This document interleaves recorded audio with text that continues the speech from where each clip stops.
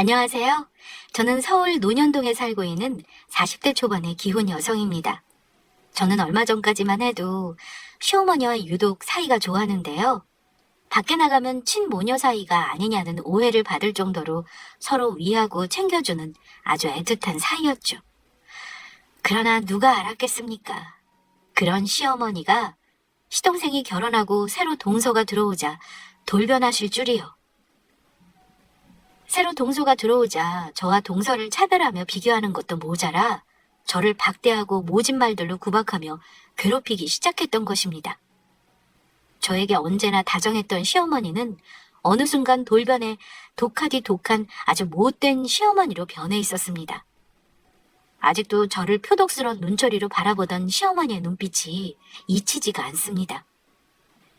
시어머니는 시아버지를 일찍 떠나보내시고 홀로 남편과 시동생 두 아들을 키워낸 분이었습니다. 그만큼 강단도 있으셨고 혼자 두 아들을 키워내며 힘든 일을 많이 겪어서인지 이해심도 넓으신 편이었죠.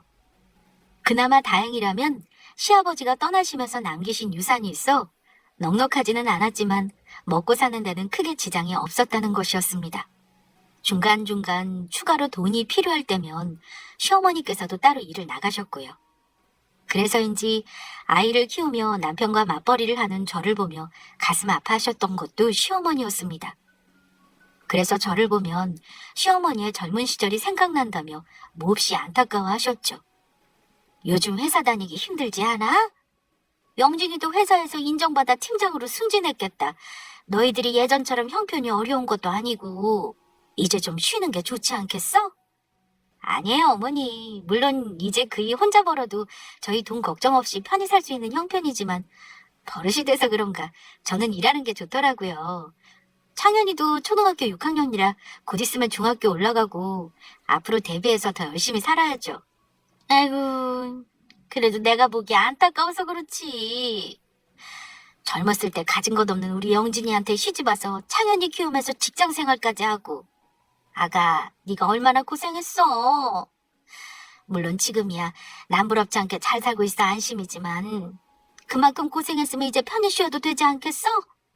아가, 너 보면 내가 항상 미안하고 고맙고 그래. 우리 집이 일어선 것도 아가 네가 고생해서 우리 영진이 뒷바라지 해준 덕분이다. 어머니, 그렇게까지 생각해 주시고 정말 감사해요. 하지만 그이도 정말 열심히 살았는걸요? 그리고 어머니도 저희 힘들 때마다 곁에서 힘이 되어주셨잖아요. 저는 우리 가족 모두 열심히 똘똘 뭉쳐서 살았기에 힘든 고비도 넘기고 지금처럼 잘 살게 되었다고 생각해요. 어머니, 우리 앞으로도 지금처럼 행복하게 살아요. 그래, 그러자꾸나. 그래도 힘든 일 있으면 언제든지 이야기하고. 혹 영진이가 속썩이거든? 꼭 시어미한테 말해야 한다. 그랬다가는 내가 이놈을 당장 가만두지 않을 거니까. 네, 어머니. 하지만 그럴 일은 없을 것 같아요. 어머니도 아시잖아요. 그게 언제나 저한테 잘하는 거예요. 앞으로도 어머니 마음 편하시도록 저희 두 사람 더욱 잘 살겠습니다. 오냐, 오냐. 우리 아가 말만 들어도 내가 배가 부른다. 그런데 사람 변하는 건 한순간이라더니 그 이야기가 바로 저희 시어머니를 두고 한 소리라는 걸 누가 알았겠는지요. 시어머니가 갑작스레 변한 것은 시동생이 결혼을 하겠다면서 동서를 데리고 시댁에 방문했을 때부터였습니다. 동서는 시어머니에게 잘 보이겠다며 시어머니에게 드릴 선물을 바리바리 싸들고 왔었죠. 그 선물들을 보자 시어머니는 입이 귀에 걸리시더니 좋아서 어쩔 줄 몰라 하시는 것이었어요. 그도 모자라 동서가 대기업 다닌다는 말에 시어머니는 굉장히 반가워하더니 저를 대놓고 무시하며 냉대했습니다. 정말 이게 전부 다 내 선물이란 소리니? 예, 어머니. 앞으로 어머니 둘째 며느리로 잘 부탁드린다는 제 뇌물이에요. 어머니, 많이 부족하지만 앞으로 잘 부탁드립니다. 우리 첫째도 인사하러 왔을 때 딸랑 소갈비 하나뿐이었는데 비싼 화장품에 옷들에 가방에 신발에 과일바구니에 이게 다 얼마야? 그간 있는 며느리한테도 뭘 제대로 받아본 적이 없었는데 우리 둘째 며느리 덕에 내가 뒤늦게 아주 호강하게 생겼네. 이 정도는 돼야 우리 집 며느리지. 이제야 내가 제대로 된 며느리를 보는 것 같구나. 역시 대기업 다니는 며느리라 그런지 틀리긴 틀리네. 아이고, 엄마, 그게 무슨 말이야. 우리 집 사람이 왜 해준 게 없어. 때마다 보너스 받아서 엄마 용돈 드리고 보약해드리고, 엄마 아파서 병원에 입원했을 때도 회사까지 쉬면서 엄마 병수발 들어줬잖아. 그래, 너는 지금 그걸 말이라고 하니? 그거랑 이 비싼 명품 화장품이랑 옷이랑 비교가 되겠어? 첫째야 뭐하니? 우리 대기업 다니는 둘째아가 밥 먹게 소갑이 재워놨던 거랑 반찬들 해서 상 좀 차려봐라. 아휴, 나는 우리 둘째아가랑 이야기 좀 더 해야겠다. 그때부터였죠. 시어머니와 동서가 서로 죽고 못 사는 사이가 된 것은요. 그 이후 시댁에 갈 때면 저는 시어머니와 동서 사이에서 외톨이의 찬밥 신세를 면치 못했습니다. 그리고 동서가 시동생과 결혼 후 정말로 우리 집사람이 되자 시어머니의 차별은 더욱 심해졌습니다. 한마디로 시어머니가 볼 때 저는 어디에도 두기 싫은 못난 며느리였고 동서는 눈에 넣어도 아프지 않는 잘난 며느리가 된 것입니다. 아무리 그래도 사람을 서럽게 만들면 안 되는 건데 시어머니는 자기 행동에 제가 상처받고 있으리라는 생각은 전혀 못하시는 것 같았습니다.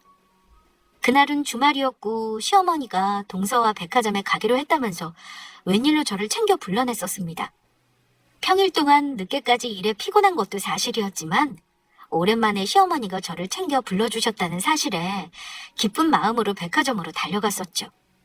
하지만 얼마 지나지 않아 시어머니가 저를 불러낸 이유를 알게 되었습니다. 시어머니는 동서와 쇼핑을 하며 물건을 들 짐꾼이 필요했던 것입니다. 그리고 그 짐꾼으로 저를 이용할 목적이었던 거예요. 그것도 모르고 저는 시어머니가 저를 불러주었다는 사실에 기뻐 바보같이 달려갔던 것입니다. 어머니, 지금 이 짐을 저 혼자 다 들란 말씀인가요? 아무리 그래도 너무 많은데요? 그러면 이것들 전부 둘째가 나 준다고 제 돈으로 산 건데 아무것도 못 사준 네가 짐이라도 들어야 하지 않겠니? 그리고 이 무거운 걸 지금 대기업 다니는 우리 귀한 둘째 보고 들라는 게 말이 된다고 생각하니? 너야 작은 구멍가게에서 일해서 뭘 모르겠지만 대기업 다니는 게 어디 보통 일인 줄 알아? 평일 내내 일하느냐고 얼마나 피곤했겠어. 구멍가게에서 일하는 너랑은 다르단 말이다. 어머니, 저는 괜찮아요. 형님 힘드시면 제가 들게요. 저도 몇 개는 도와서 들어드릴 수 있어요. 둘째야! 그럴 필요 없다. 첫째는 신경 쓰지 말고 내가 옷 한 벌 해줄 테니까 둘째 너도 마음에 드는 거 있으면 골라봐라. 나도 받기만 할 순 없잖니. 이 시어미도 우리 예쁜 둘째 옷 선물 한번 해보자. 어머니 정말요? 우와, 너무너무 감사합니다. 그러면 잘 입을게요. 두 사람은 저를 없는 사람 취급하며 서로 챙기기에 바빴습니다. 아무리 사람 마음이 바뀌었다고는 하지만 시어머니에게 서운했던 것도 사실인지라 그날 시어머니가 잘 들어갔는지 안부 전화드리며 그간 섭섭했던 마음을 털어놓기로 마음먹었죠. 예전 시어머니를 생각하며 제가 마음을 털어놓는다면 시어머니도 잘 들어주실 거라 믿었습니다. 그러나 시어머니의 반응은 제가 예상했던 것과는 전혀 달랐습니다. 네가 섭섭할 게 뭐가 있니? 그 나이 먹고 어린 동서나 질투하고 너는 창피하지도 않니? 나도 시어머니로서 너한테 할 만큼 한 것 같은데 둘째 조금 챙겨줬다고 그걸 고세 못 참아서 이래라 저래라 아주 상전이 따로 없구나. 오늘도 쇼핑하면서 짐 좀 들게 했다고 기분 나쁘 티내면서 주둥이 삐죽 나와서는 얼마나 꼴보기 싫었는지 아니? 네가 내 며느리라는 게 많이 부끄러웠다. 어린 둘째도 너처럼 옹졸하지는 않아. 어머니, 말씀이 너무 지나치신 거 아니세요? 어머니께서 막내 동서 예뻐하는 거 저도 알고 있고 어머니한테 저 예뻐해달라고 말씀드리는 게 아니잖아요. 그냥 적어도 동서랑 있을 때는 저랑 동서랑 비교하면서 저 무시하시는 말씀만 하지 말아달라는 건데 그게 그렇게 잘못된 건가요? 저 어머니 아들 아내고 동서랑 똑같은 어머니 며느리예요. 하지만 정작 제가 시어머니에게 충격받은 것은 다른 것에 있었습니다. 동서가 들어오고 시어머니가 저를 대하는 태도가 변한 진짜 이유를 알게 된 것이죠. 그 사실을 알고 그때 제가 받았던 충격은 정말 이만저만이 아니었죠. 막말로 너 지금 잘 사는 거 다 우리 아들 덕분 아니니? 우리 아들 벌어온 돈으로 호요식하는 거 아니냐고. 나는 네가 그동안 정말로 좋은 며느리인 줄 알았다. 그런데 대기업 다니는 둘째 며느리로 들이고 보니까 그게 아니더구나. 둘째 아가는 첫인사부터 놔준다고 이것저것 사와서 해다 바치는데 넌 그동안 나한테 해준 게 뭐니? 어차피 나한테 보내는 생활비도 우리 아들 월급에서 나오는 것일 테고 네가 나 가끔 주는 용돈이나 선물들 그거 네 월급으로 주는 것도 아니잖아. 작은 구멍가게에서 일하는 주제에 네 월급 몇 푼이나 한다고.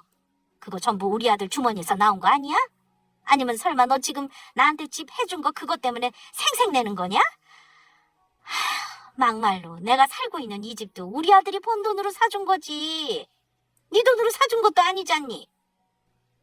대기업 다니는 잘 나가는 우리 아들 덕에 편히 사는 주제에 어디서 고마운 줄도 모르고 둘째랑 차별한다고 투덜거리기나 하고 지 시어미한테 해준 것도 없으면서 참으로 뻔뻔스럽기는. 어머니, 지금 말씀 다 하셨어요? 그래, 다 했다. 어쩔래? 어머니 결국 지금까지 동서랑 저 차별하신 거 동서가 단순히 대기업 다녀서 그런다고 생각했는데 그게 아니었네요. 동서가 저보다 돈 많이 버는 것 같으니까 어머니께 저보다 더 많이 선물 드리고 용돈 드리는 것 같으니까 그것 때문에 차별하신 거였네요? 결국 돈 때문에 그러신 거였어요? 가는 정이 있어야 오는 정이 있다고. 당연한 거 아니니?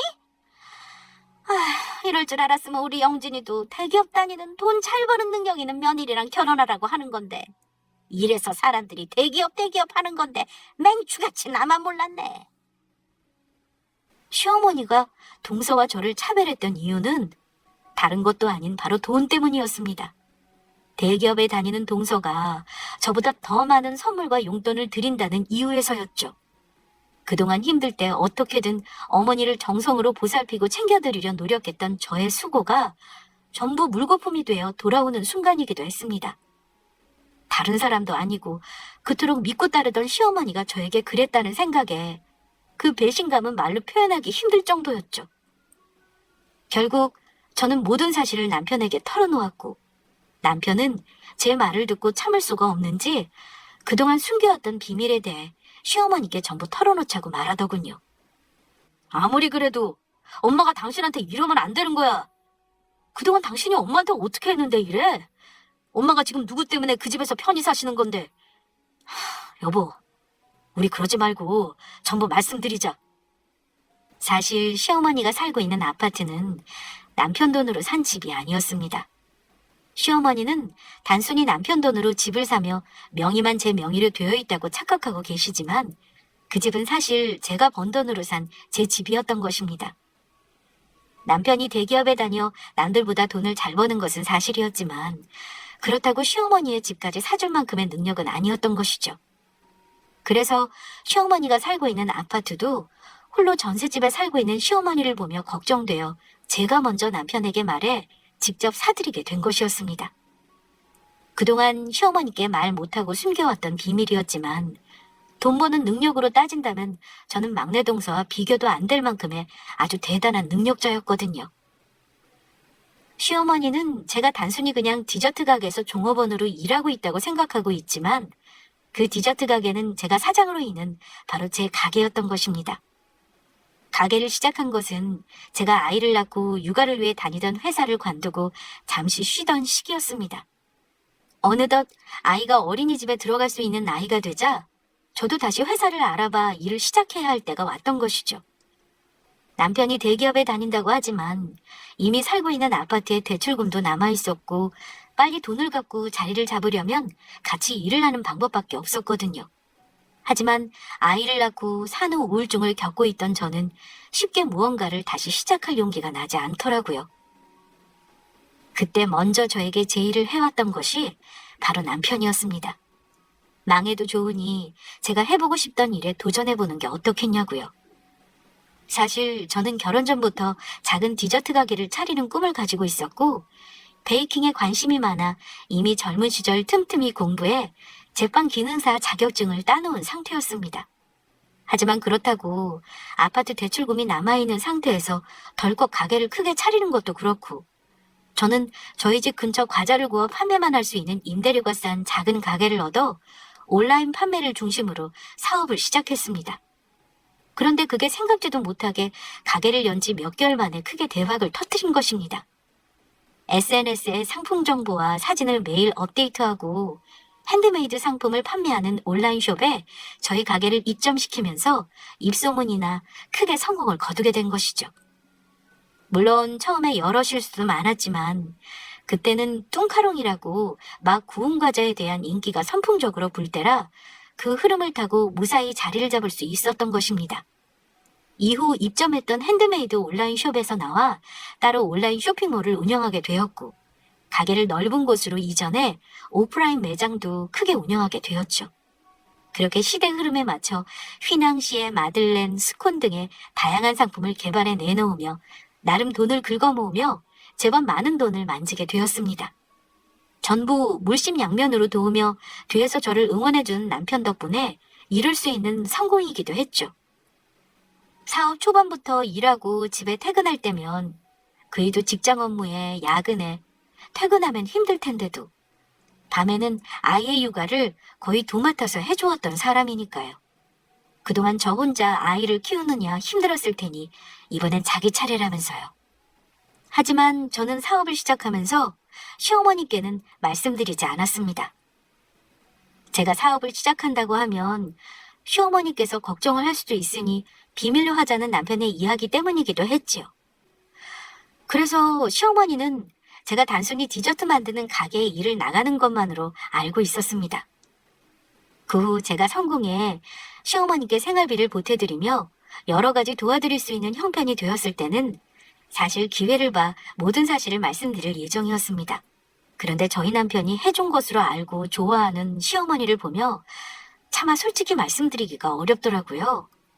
아들 둘을 혼자 키우시면서 고생하셨을 시어머니인데 그런 아들 덕에 호강한다는 생각에 기뻐하신다는 시어머니를 보며 그 마음을 깨뜨리고 싶지 않았던 거예요.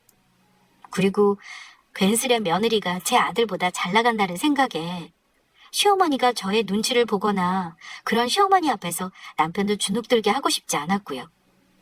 그리고 저는 시어머니도 내 부모라 생각했기 때문에 누가 해주었다고 여기든 무슨 상관이냐는 마음도 있었습니다.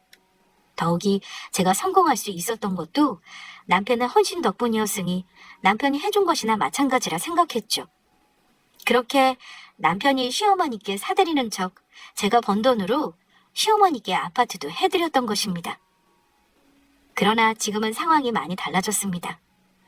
남편도 속상한지 시어머니가 살고 있는 아파트를 누가 해드렸는지 이제는 밝히자는 입장이었고, 저도 갑작스레 돌변한 시어머니를 보면서 모든 사실을 알려드릴 때가 왔다는 생각이 들더라고요. 그러면서 앞으로는 저도 시어머니께 당하고 있지만은 않을 것이라 다짐했습니다. 모든 걸 밝히고 시어머니의 처지를 제대로 알려드릴 생각이었죠. 그러던 어느 날 시동생의 생일로 가족들이 전부 모인 자리였습니다. 다 같이 밖에서 식사를 마치고 동서집에서 시어머니와 함께 과일을 깎으며 차를 준비할 때였죠. 그날은 주말이었는데 가게에 급한 일로 직원에게 연락이 와 통화를 하기 위해 잠시 밖으로 나간 사이였습니다.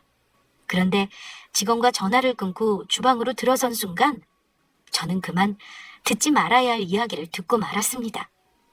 시어머니와 동서가 저를 흉보는 소리를 듣게 된 것입니다.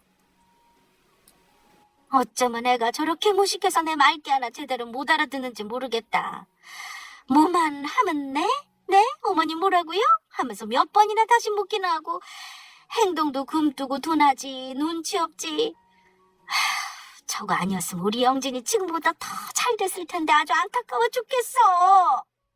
우리 둘째 같은 똑 부러지는 착한 며느리를 첫째 며느리로 뒀어야 했는데 그때 괜히 결혼을 허락해서는 아유 답답해. 이제는 숨 쉬는 것만 봐도 아주 꼴보기가 싫구나. 그래도 어머니가 참으셔야지 어쩌겠어요. 제가 봐도 형님 눈치도 없고 행동도 둔하고 답답하더라고요. 그리고 말하는 거 보면 어떨 때 너무 싼티나서 같이 대화하기도 싫다니까요. 역시 그렇지. 네가 봐도 싼티나지? 내가 봐도 무식한 게 아주 가끔은 아주 상종하기도 싫다니까. 지금 두 사람 뭐 하시는 거예요? 저 흉본 거예요? 자리에 없는 줄 알았던 제가 나타나자 시어머니와 동서는 잠시 당황한 눈치였습니다. 하지만 그도 잠시. 시어머니는 언제 그랬냐는 듯 아주 당당하게 나왔습니다. 이제 더는 저한테 아쉬운 것이 없다는 듯이요. 그래, 흉 좀 봤다. 뭐 잘못이니? 임금님 없는 곳에서 임금님 욕도 한다는데 못할 게 뭐 있냐? 그리고 네가 제대로 맏며느리 노릇했으면 내가 널 욕했겠니? 제가 어머니께 또 못한 건 뭐가 있는데요? 제가 죄가 있다면 어머니께 정말 최선을 다해 해드린 죄밖에 없는 것 같은데요. 요즘 세상에 저 같은 며느리가 또 있는 줄 아세요? 어머니는 어른이나 되셨으면서 어린 동서 앞에서 저 흉보시는 거 창피하지도 않으세요? 창피하기는 뭐가 창피하다는 거냐? 그리고 막말로 네가 맏며느리면 뭐하니? 진짜 맏며느리 노릇은 우리 둘째가 다 하고 있는데. 어머니, 정말 그렇게 생각하세요? 그렇다 말다. 어머님 말씀 똑똑히 알았어요. 나중에 그 말씀 후회나 하지 마세요. 후회는 무슨 얼어 죽을 후회. 웃기지나 말아라. 그리고 동서, 어른이 잘못하는 것 같으면 옆에서 말리지는 못할 망정 어머니랑 같이 내 흉보는 거 무슨 경우야? 동서는 동서 부모님께 그렇게 배웠어? 왜 여기서 우리 부모님 이야기가 나와요? 그리고 사실 말한 게 어떻게 욕하는 게 되는 거죠? 사실을 욕이라고 형님이 느끼신다면 형님 행동에 문제가 있다고 생각은 안 해보셨어요? 시어머니가 예뻐하자 시어머니 뒤에 숨어 저를 함부로 대하는 기세등등한 동서의 모습이었습니다. 요즘은 남 욕하려고 없는 흉을 만들어내는 것도 사실이니? 사실이랑 만들어낸 말도 구분 못하는 동서야말로 아주 싼티나고 문제가 있어 보인다. 더 늦기 전에 병원에 가봐. 동서 정신 상태가 진심으로 걱정되니까. 뭐라고요? 그리고 동서 내가 경고하는데 나중에 후회할 행동은 하지 않는 게 좋을 거야. 지금은 내가 무슨 뜻으로 하는 말인지 모르겠지만 지금 하는 행동들 전부 후회하게 될 거야. 그러든지 말든지요. 저 하나도 안 무섭거든요. 사실 시동생은 동서와 결혼하면서 서로 처지에 맞추어 반반 돈을 모아 집을 하기로 했었습니다. 그런데 시동생 참여를 생각해 남편과 상의 후 제가 도와주어 좀 더 넓은 집으로 이사하며 시동생은 집 3분의 2를 하게 된 상황이었죠. 언제나 저를 형수님으로 깍듯이 대하는 시동생 때문에 참고 있지만 저를 함부로 대해서 손해보게 될 쪽은 다름 아닌 동서였던 것입니다. 치사하지만 화가 난 상황에서 저는 당장이라도 시동생에게 도와준 돈을 당장 뱉어내라고 할 수 있는 상황이었거든요. 시어머니와 동서 모두 거기서 멈추었으면 좋으련만. 그러나 두 사람의 만행은 끝나지 않고 계속되었습니다. 가게에서 바쁘게 일을 하고 있는데 계속해 시모에게서 전화가 걸려왔고 저는 결국 받을 수밖에 없었습니다. 지금 둘째 나와서 청소 도와주고 있는데 너도 지금 와서 일 좀 도와라. 저 지금 뻔히 가게에서 일하는 거 아시잖아요. 그런데 어떻게 동선에 와서 일을 도우라는 거예요? 그리고 동서 보고도 스스로 일은 스스로 알아서 하라고 하세요. 너 그 일로 몇 푼이나 번다고 그러니? 꼭두 새벽부터 나가 일해서 쥐꼬리만 월급이 다 받으면서 오늘은 쉰다고 말하고 참말 말고 당장 오거라. 이건 명령이다. 너 안 오면 우리 둘째가 고생할 텐데 지금 너 때문에 우리 둘째 보고 고생하라는 소리니? 고생을 하든 말든 그건 동서 일이니 동서가 알아서 해야 할 문제고요. 저는 못 가니 그렇게 하세요. 그리고 제발 어머니 정도껏 좀 하세요. 이만 끊어요. 뭐라고? 얘는 시어미가 막 야야! 거기에 더 당황했던 것은 시어머니 통화로 화를 삼키는 와중에 동서가 눈치 없이 제게 문자를 보내왔던 것입니다. 그것도 이제는 아예 저를 아랫사람 취급하면서요. 형님, 오실 때 어머니가 락스 떨어졌다고 락스도 좀 사오래요. 어머니 화 많이 나셨으니 더 늦기 전에 빨리 오세요. 저는 더 이상 동서를 두고만 볼 수 없었습니다. 아무래도 기강을 바로잡아야겠다는 생각이었죠. 그래서 동서를 따로 만나 불러내기로 했는데 시동생네나 저희 집도 그렇고 마땅한 장소가 없어 동서네 집 근처 공원에서 만나기로 했죠. 그러나 제대로 상황이 파악이 될 리 없던 개념 없는 동서의 행동은 막장이나 다름없었습니다. 동서, 지금 나랑 뭐 하자는 거야? 동서 인성 보면 동서 같은 인간한테 어른 대접 받을 가치가 있나 싶어서 내가 많이 참아주고 있는데 아무리 그래도 우리 서로 지킬 건 지키자고. 최소한 서로에 대한 예의는 지키란 소리야. 지금 동서 나이가 몇 살인데 시어머니 힘 믿고 뒤에 숨어서 어린아이처럼 까불기나 하고. 그러는 형님이야말로 어른으로서 한 게 뭐가 있는데요. 나보다 시어머니한테 용돈이랑 선물도 많이 못하는 주제. 어차피 우리 남편 형한테 빌부터 살고 있으면서 뭐가 잘났다고 저한테 큰소리세요? 저는 최소한 우리 그이랑 동등하게 벌어먹고 살아요. 능력 없는 형님이랑은 다르다고요. 본인 주제나 좀 아세요. 빌부터 살긴 누가 빌부터 살아? 지금 누가 누구한테 빌부터 살고 있는데 큰소리야? 그러는 동서야말로 그런 말할 처지가 아닌 것 같은데 정말 뭐 모르나 보네. 동서도 알지? 서방님이랑 동서 살고 있는 집 우리 도움으로 산 거. 지금 서방님한테 말해서 그 돈 당장 뱉어내라고 할까? 뭐라고요? 이 아줌마가 진짜 자기 돈으로 도와준 것도 아니면서 그거 다 시아주버니 돈으로 도와준 거잖아. 네가 뭔데 뱉어라 말아야. 솔직히 말해봐. 너 지금 어머니가 살고 있는 아파트 노리고 그러는 거지? 어머니가 나만 예뻐하니까 어머니가 살고 있는 그 집 우리 줄 것 같으니까 불안해서 그러는 거잖아. 아줌마가 아무리 난리 쳐봐. 어머니가 그 집을 아줌마한테 주나. 그 아파트 어머니가 우리 준다고 했거든? 동서의 말에 저는 폭소하고 말았습니다. 동서가 시어머니한테 그토록 잘한 이유를 알게 되었으니까요. 동서는 그동안 시어머니가 사는 아파트를 노리고 시어머니께 지극정성으로 잘해드렸던 것입니다. 경쟁자라고 생각한 저를 물리치기 위해 저를 미워하는 시어머니를 보며 때는 이때다 싶어 더욱 부추겨 저의 험담을 늘어놓았던 것이고요.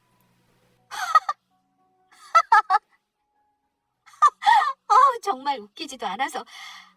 동서, 평생 어머니 옆에서 붙어서 백날 노력해봐. 그 집에 동서과가 될 수가 있나. 진짜 웃겨 죽겠네. 그래서 그렇게 어머니한테 잘했던 거였어? 그런데 이걸 어쩌나? 어차피 그 아파트 내 건데. 영원히 동서 아파트 될 일 없다고. 다야말로 어이가 없네. 아줌마, 역시 그래서 날 괴롭혔던 거구나. 정말로 어머니 아파트 노리고 그런 거였어? 오늘 일 전부 내가 어머니한테 이를 거야. 어디 한번 일러봐. 하나도 안 무서우니까.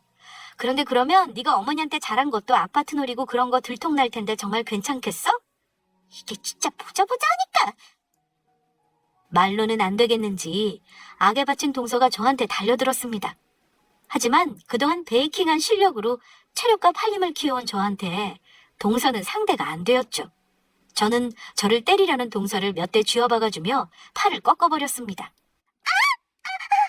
이거 나 당장 놓으라고!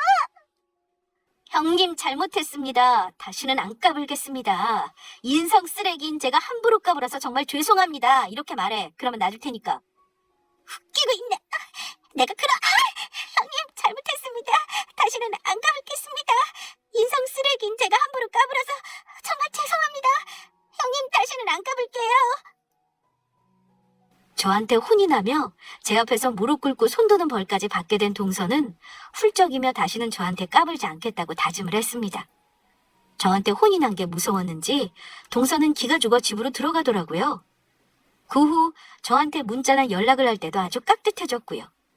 하지만 저는 동서를 믿지 않았습니다. 인성 쓰레기였던 동서가 그렇게 쉽게 변할 리 없었으니까요. 그래서 정신을 차릴 수 있도록 기회를 봐 몇 번 더 혼을 내줄 작정이었죠. 그리고 이젠 시어머니 일도 해결해야겠다고 생각했습니다. 그런데 며칠 후 시어머니가 퇴근하고 시댁으로 오라며 저를 저녁에 부르더라고요.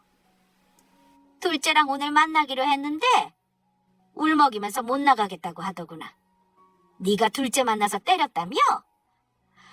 그것도 내가 둘째만 예뻐하는 것 같으니까 질투나서.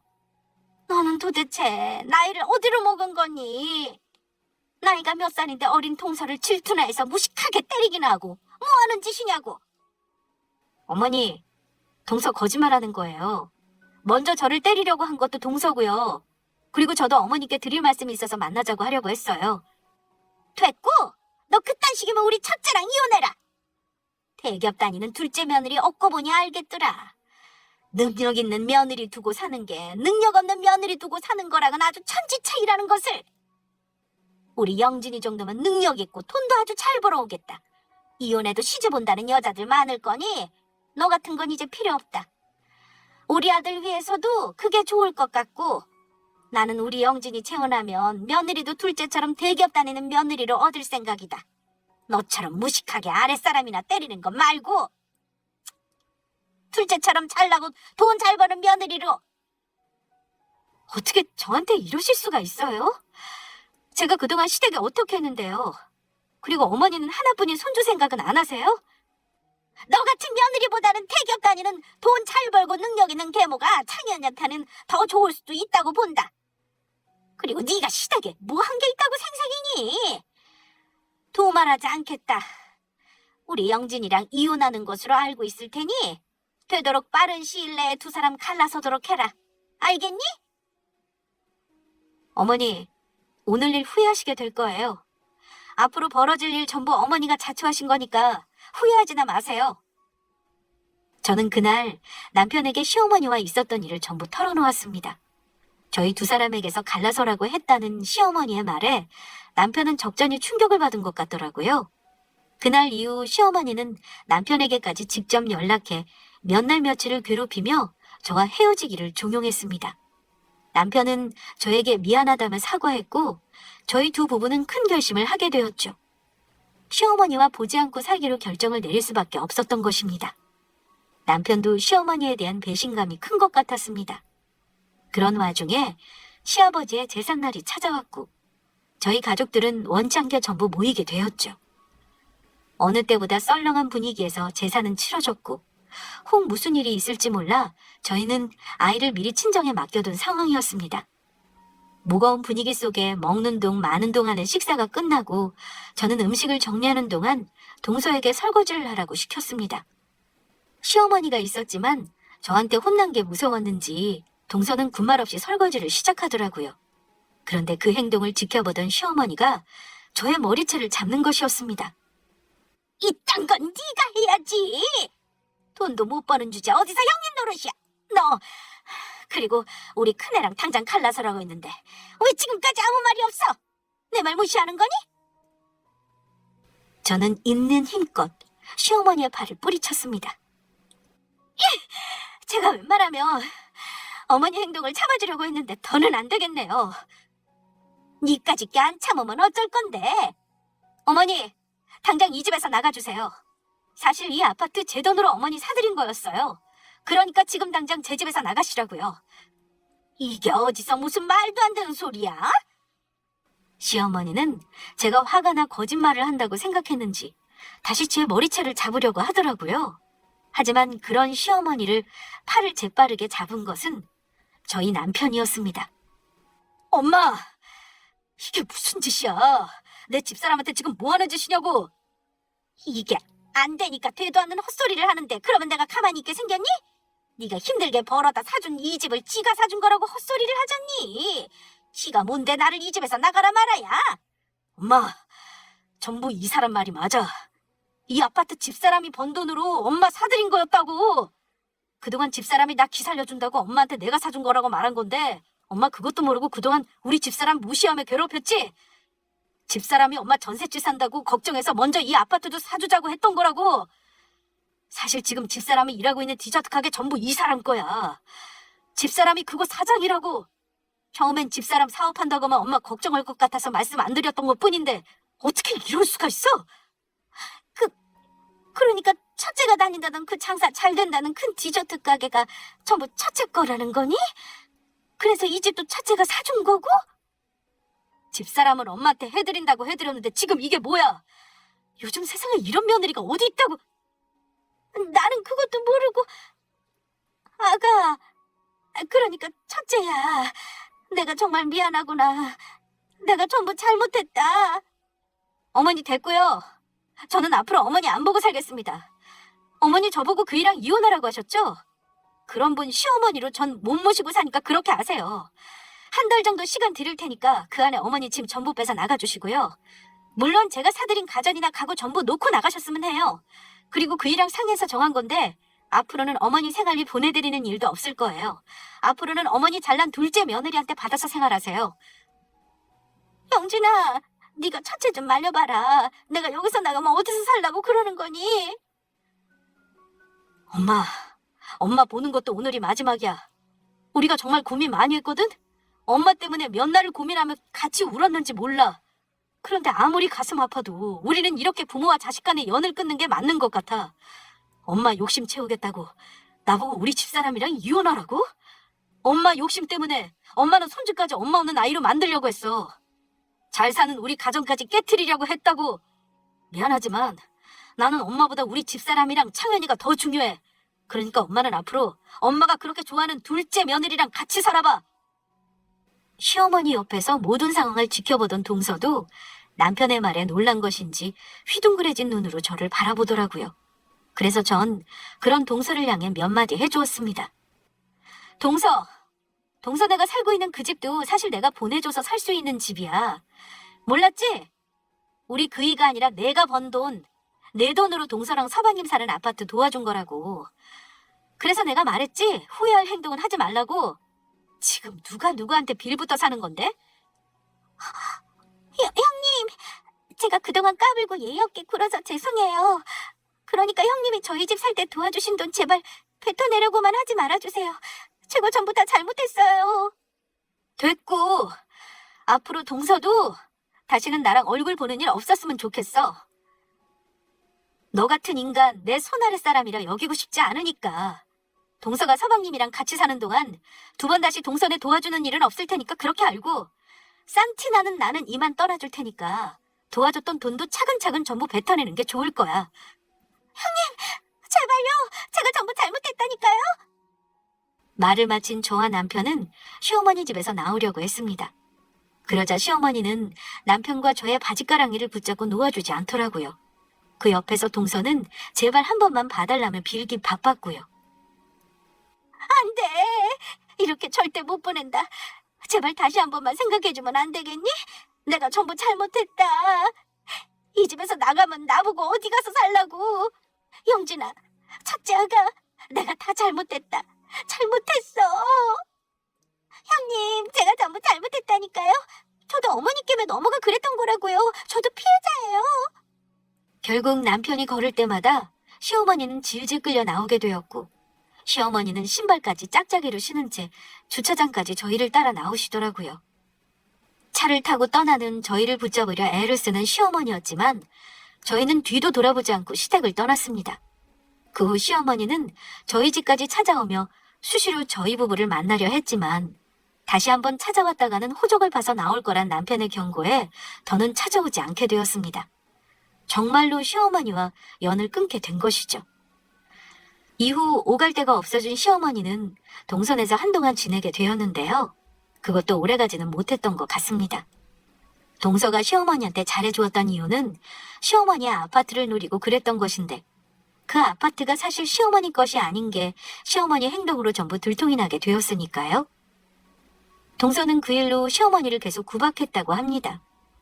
시어머니 때문에 잘나가는 형님도 못 알아보고 밉보여서 얻어먹을 수 있는 콩고물도 못 얻어먹게 되었다면서 갚지 않아도 되는 큰돈까지 갚게 생겼다고요. 게다가 동서가 저에게 함부로 했다는 사실을 뒤늦게 알게 된 시동생은 그런 동서가 시어머니까지 구박하고 있다는 사실을 알고 많이 싸운 것 같더라고요. 그러다 결국 이혼까지 하게 되었고요. 동서가 시동생을 많이 좋아했는지 끝까지 매달렸지만 소용이 없었다고 합니다. 시동생과 동서는 이혼하면서 당연히 아파트도 팔게 되었고 서로 아파트를 살 때 본인들이 들인 돈만큼 정확히 나누어 정리했다고 합니다. 시동생은 시어머니와 저희가 연을 끊게 된 것이 자기가 결혼을 잘 못해 동서를 잘못 들여 그런 것이라고 생각한 것인지 미안하다고 사과를 하며 아파트를 살 때 보태주었던 돈을 저희에게 다시 돌려주었습니다. 그러면서 시동생도 시어머니한테 많이 실망한 탓인지 시어머니와 연을 끊게 되었고요. 그래서 시어머니는 결국 오갈 곳 없는 낙동강 오리알 신세가 되고 말았습니다. 더는 돌봐준 가족들도 없게 된 시어머니는 시아버지가 돌아가시며 남긴 조금 남은 유산으로 난방도 제대로 안 되는 옥탑방에 새를 구해 혼자 살고 계시다고 하네요. 사는 입에 풀칠은 해야 하기에 늦은 나이 식당에 들어가 설거지 일을 하게 되었고요. 가족들 모두 행복하게 살 수 있는 상황이었는데도 시어머니의 그릇된 행동이 스스로의 인생까지 망쳐버린 것입니다. 돈에 눈이 멀어 시어머니가 자초한 것이죠. 자식들에게까지 큰 상처를 안겨주면서요. 무엇보다 소중한 것은 돈도 아니고 재물도 아닌 서로를 아끼고 사랑하는 가족이라는 사실을 뒤늦게라도 시어머니께서 깨달으셨으면 좋겠습니다. 그리고 현재 저희 부부는 훌륭한 부모가 되기 위해 노력하며 하나뿐인 아들과 함께 행복하게 잘 살고 있습니다. 저희는 절대로 시어머니 같은 부모가 되지 않을 생각입니다.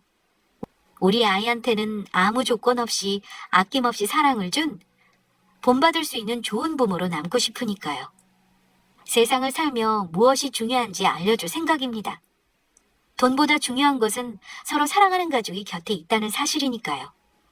그래서 아이가 커서 훗날 저희를 떠올릴 때 보고 싶고 그리워할 수 있는 부모가 될 수 있도록 노력할 생각입니다. 저희가 훌륭한 부모가 될 수 있도록 멀리서라도 여러분들 모두 응원해 주시면 감사하겠습니다.